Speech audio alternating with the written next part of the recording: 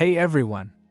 In today's video, I'm going to show you how to use the max and minimum functions in Excel. These functions are great for finding the highest and lowest numbers in a dataset. The max function is used to find the largest value in a range of numbers. Type equals max, then select range from which you want highest number and hit enter. As you can see, we received highest sales number.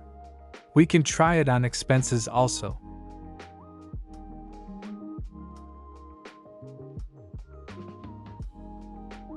The minimum function works similarly to max, but it finds the smallest value in a dataset. Type equals min and select your data.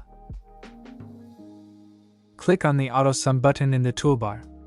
When you click it, you'll see a drop-down menu. Choose max or minimum. From the drop-down, Excel will automatically insert the formula for you.